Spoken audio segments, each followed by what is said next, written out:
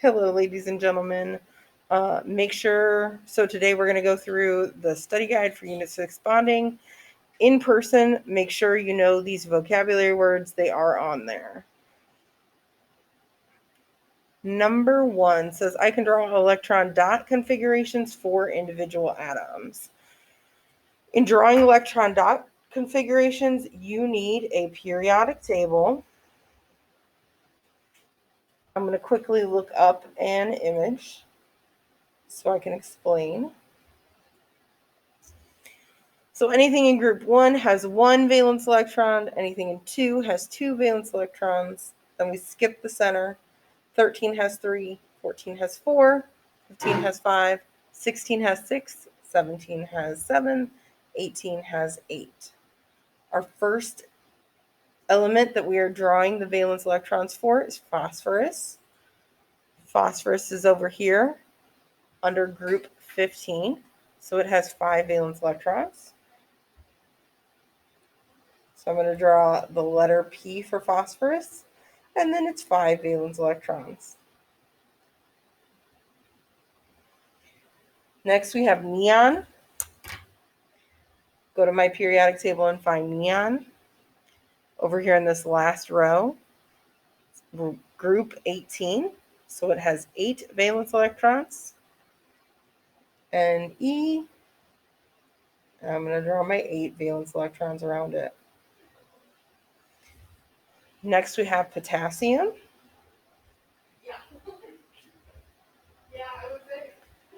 Potassium is in group 1, so it has 1 valence electron. Its electron symbol is K, so we have a K with 1 single dot. Next we have aluminum. Looking at my periodic table, aluminum is element 13. It's in group 13. Its symbol is Al. Group 13 has 3 valence electrons around it. In number 2, we have which noble gases are isoelectronic with each ion. So remember, we start at whatever element we're talking about, do the opposite of the charge to get to our noble gas. Okay? So I'm going to start with lithium on the periodic table, which is right here. The charge was +1. So from this number, the 3, I'm going to subtract 1 and get 2. Look at my new element is helium. You will always end in this last column. So Li +1 is isoelectronic with helium. Next we have Si -4.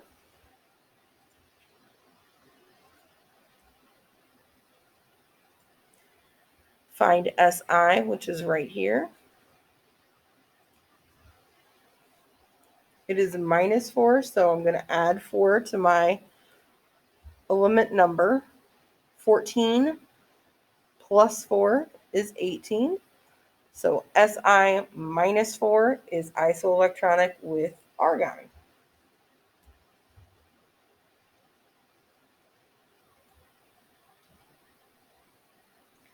Next one, we have Sr +2. Find Sr right here. 38, we do the opposite. So 38 minus 2 is 36. It is isoelectronic with krypton.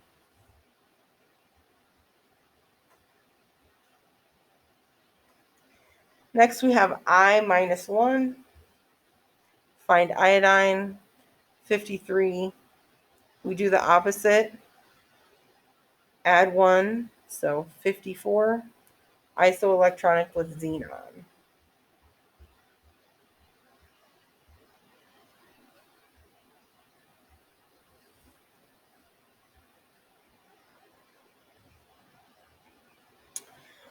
For section 3, we are drawing ionic compounds.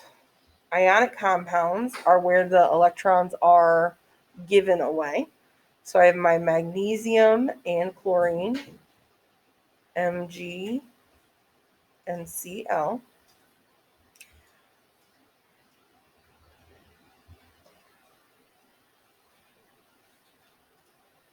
Magnesium on our periodic table is number 12. It's in row 2, so it has 2 valence electrons. So I'm going to draw those 2 valence electrons.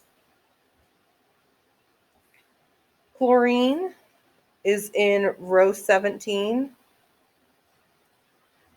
It has 7 valence electrons. I'm going to draw 1 Cl with its 7 valence electrons.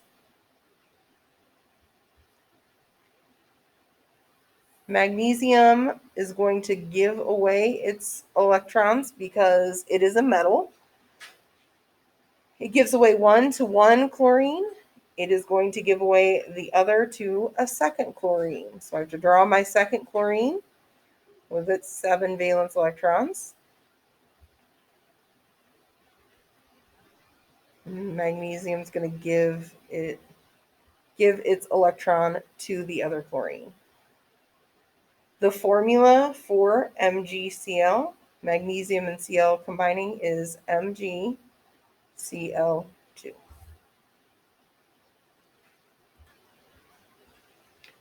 Next we have aluminum and sulfur combining. So first I'm going to look up how many valence electrons each element has.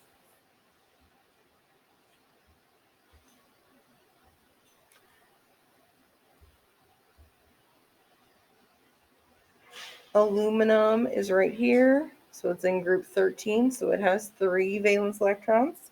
Chlorine is right here, so it's in group 17, so it has 7 valence electrons.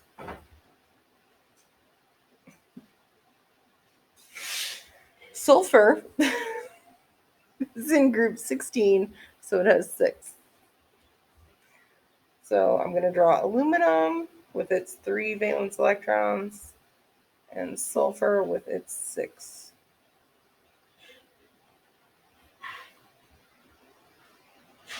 Aluminum has the least amount, so it's going to give away its valence electrons. Aluminum still has 1, so it is going to need another sulfur. So I'm going to add another sulfur with its 6 valence electrons. And aluminum is going to get rid of this one. But then sulfur needs more, so I need another aluminum.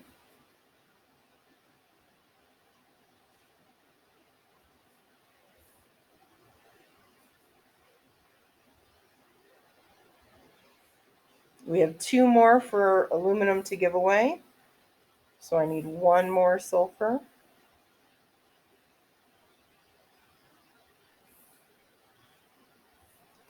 And it will give away those last 2 to our 3rd sulfur. The formula for aluminum and sulfur joining is then Al2S3.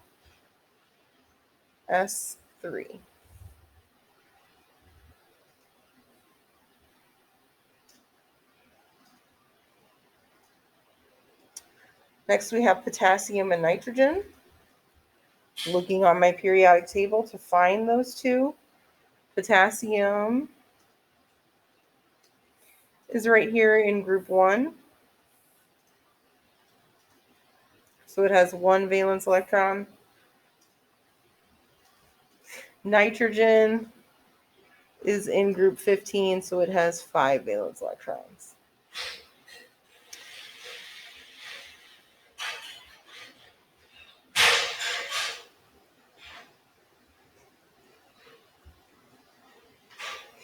Each potassium will give away its 1 valence electron.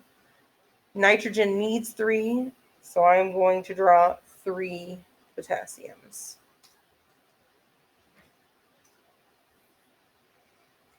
Now, ionic bonds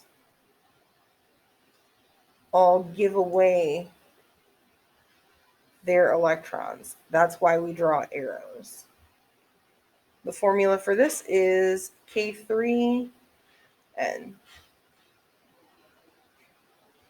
The donator always goes first, the metal always goes first, and then the non-metal. Moving down, Number 4, I can draw covalent bonds using Lewis structures and determine the formula and Lewis structures, the dot formula and Lewis structure. So we have H2SE. Notice you're already given the formula, so that means it's a molecular compound. They're covalently bonded. So I'm going to start with my Se. Looking at my periodic table, Se is right here. So it has 6 valence electrons.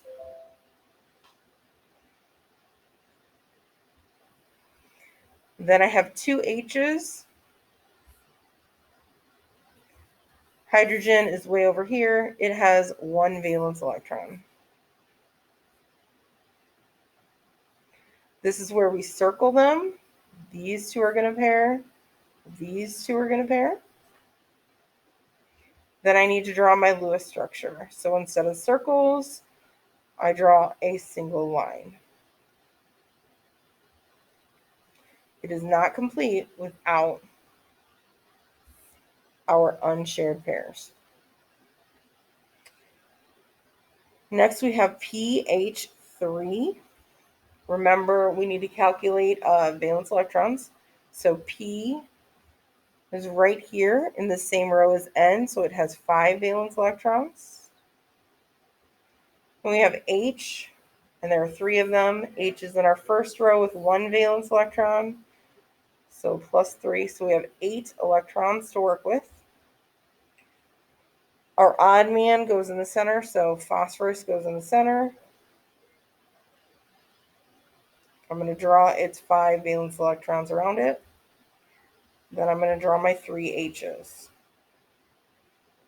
which each have 1 valence electron. I'm going to circle where they would bond. Next, I'm going to draw my Lewis structure. So instead of the circles, I'm just going to replace them with bond lines.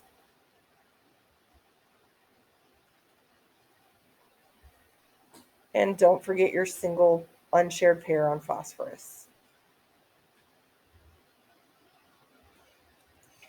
So our next one is CH2Cl.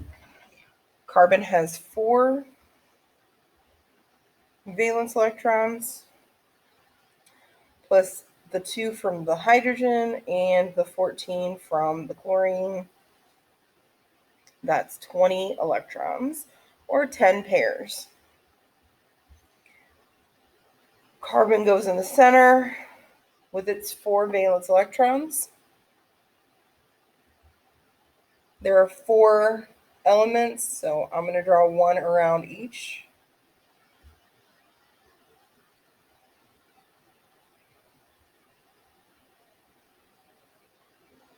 Circle where they share. Carbon's going to share 1 of its electrons with each element. Carbon in the center.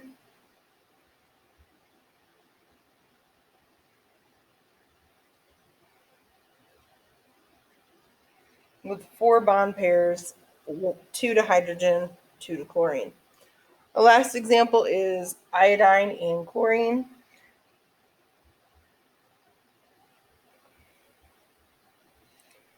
Both are in group 17, so they have 7 valence electrons around them.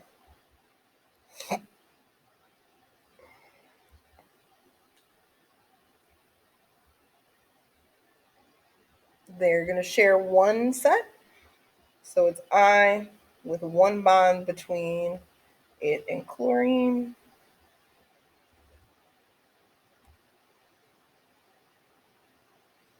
Okay. Moving down, you're telling whether each of these is a covalent trait or an ionic trait. 2 nonmetals is covalent. A metal and a nonmetal is ionic. Has a high melting point, ionic. Can be solid, liquid, or gas, covalent. Forms by sharing electrons, covalent. Weaker of the 2 bond types, covalent. Conduct electricity, ionic. Forms by 1 element giving electrons to another is, ionic. Always solid is ionic. Non-conductors, covalent. Crystalline, ionic. Insoluble, covalent. Dissolves easily, ionic. Does not conduct electricity, covalent.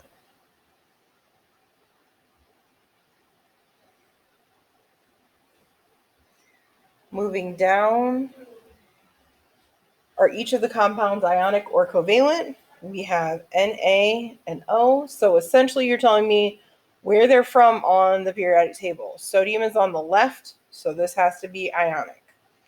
Hydrogen counts as a covalent compound, as a non-metal, sorry. Hydrogen counts as a non-metal, so it's covalent. N3O4, both non-metals, so it's covalent.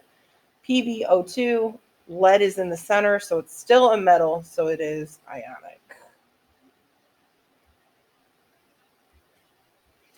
For our very last one, we are doing how many bond pairs are in each of those that we already drew. How many lone pairs? We're looking up the shape and we're looking at the bond angle. So for our last section, section 6, we are looking at the model we drew earlier, our Lewis structure, telling the number of bond pairs and the number of lone pairs, and then the shape and the bond angle. So our first one is H2SE. This is what the Lewis structure looked like. When we look at the center atom of Se, it has 2 lines, so 2 bonds, and 2 sets of lone pairs. When I look at the Lewis structure shape, 2 and 2 is our first one, linear, 180. So my shape, linear, 180.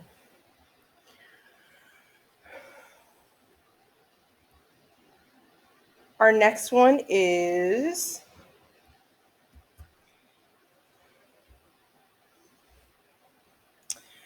pH3.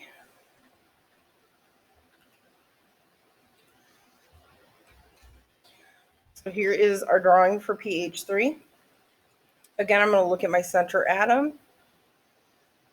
My P has 1, 2, 3 bond pairs and 1 lone pair. Looking at my reference sheet,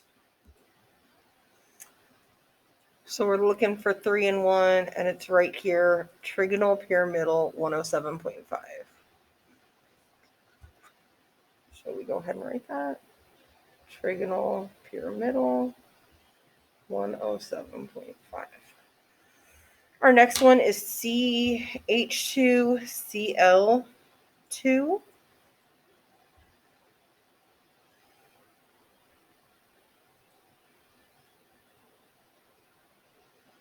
So for that, our carbon is our center atom. On it, there are 4 bonds and no lone pairs. Then we look at our reference chart. 4 and 0 gives us tetrahedral 109.5. Tetrahedral 109.5. Our last one is ICl. There are only 2 elements, so it is linear 180.